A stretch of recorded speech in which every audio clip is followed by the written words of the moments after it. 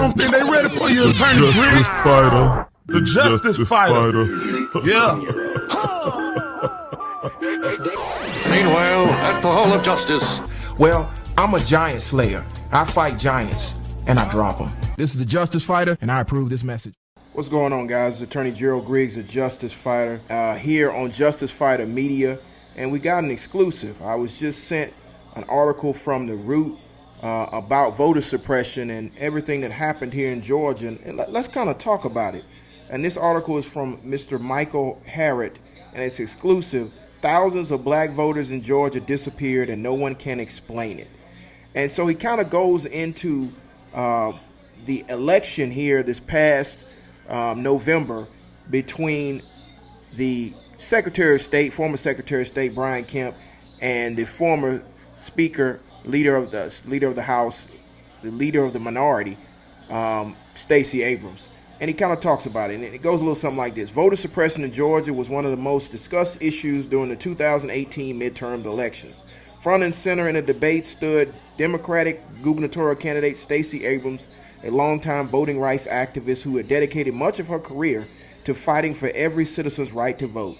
Abrams was also running to become the state's first black governor and the first black female governor in the history of America. Republican opponent in the gubernatorial race was Brian Kemp. Brian Kemp was the former Secretary of State and had presided over the elections and presided over this election with the voting machines and voting tally, and he was termed the voter suppressor in chief because of his record of disenfranchising voters was unmatched across the state's history. Kemp wasn't afraid to publicly warn his colleagues about the dangers of black voting, but prior to the election, a video recording and audio recording of Brian Kemp warning the black turnout could affect the election.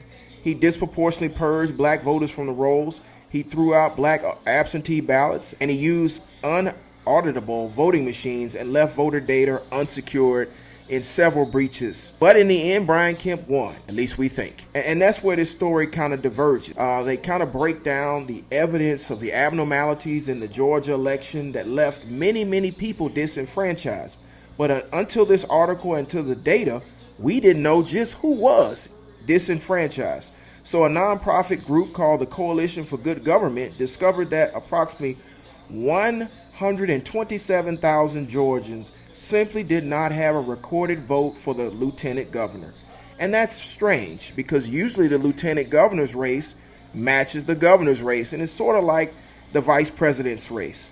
Officials claim that most of these voters simply left off that part of their ballot blank, and for some reason the drop-off or the difference between the people who voted and the people who skipped one race was disproportionately Democrat, which is kind of weird.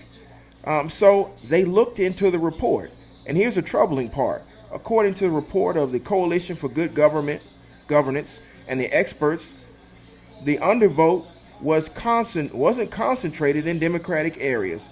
It seemed to specifically happen solely in black neighborhoods.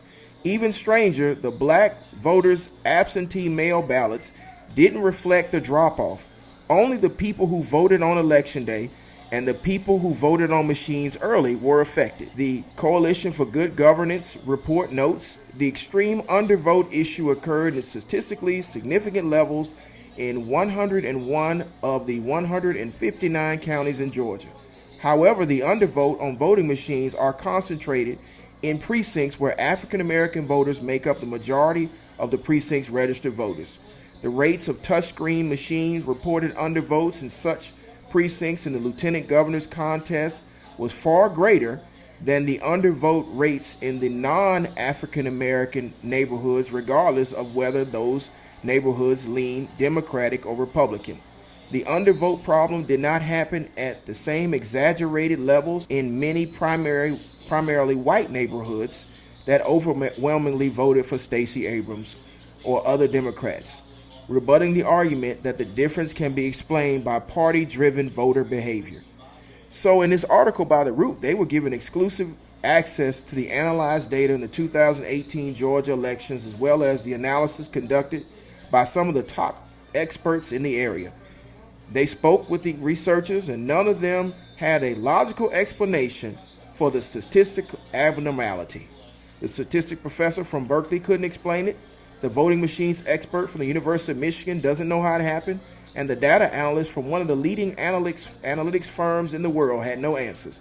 The political expert who specialized in black voters couldn't explain it as well. Either all the black people in Georgia collectively decided to skip a vote on their ballot, or something happened with the voting machine. But only the machines where black people voted.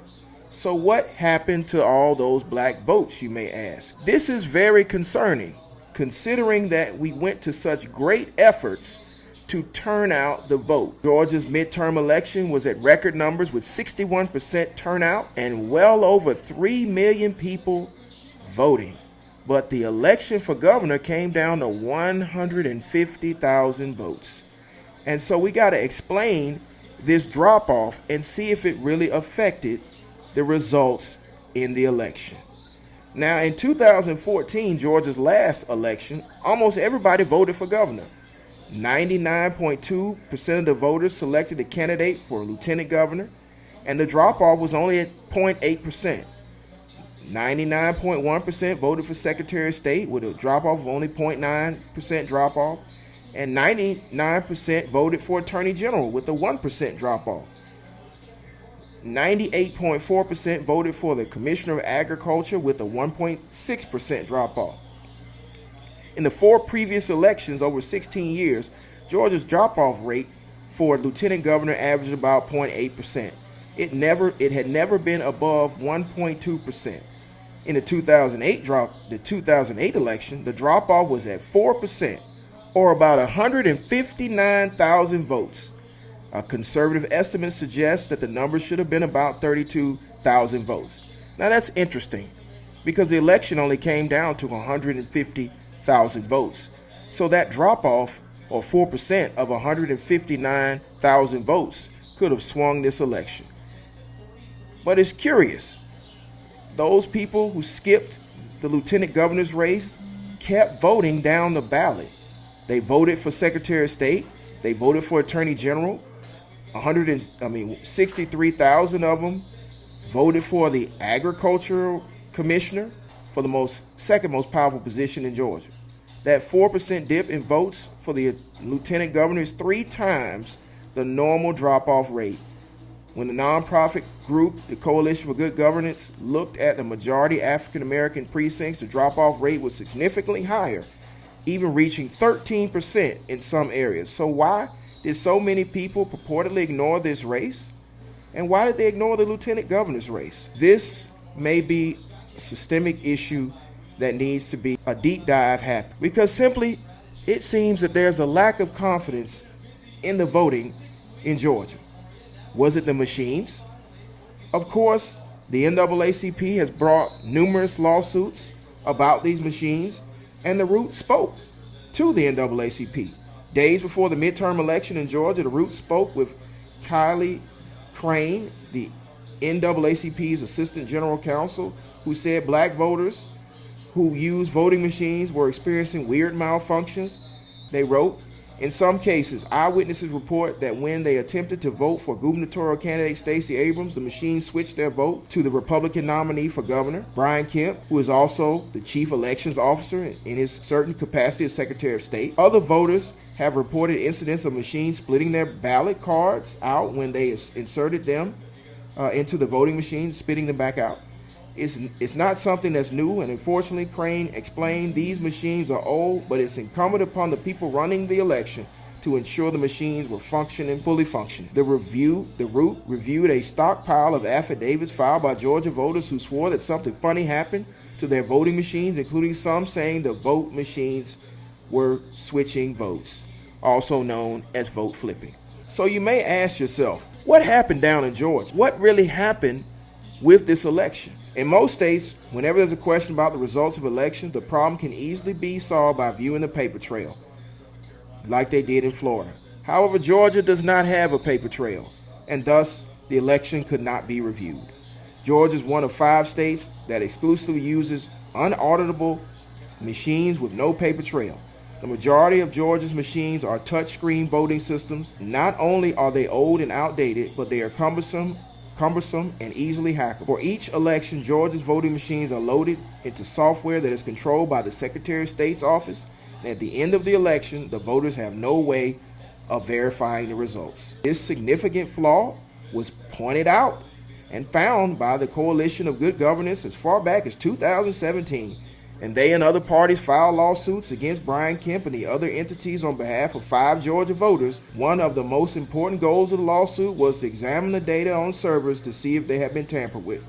Unfortunately, the voting database had been wiped clean on July 7, 2017. So again, the question of what happened in the election of 2018 may never be answered.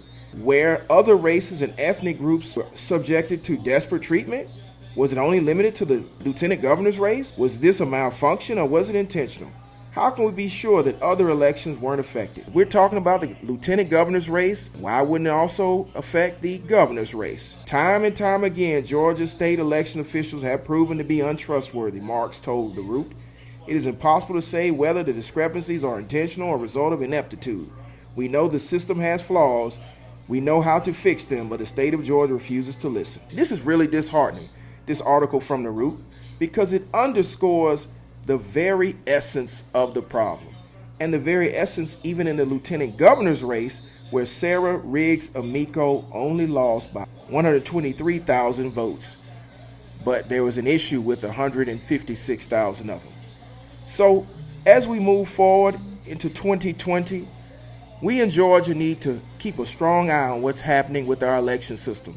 We need to make sure that our elected officials are listening to the voices of those that were disenfranchised, like those African Americans who seem to have some issues with their vote in 2018.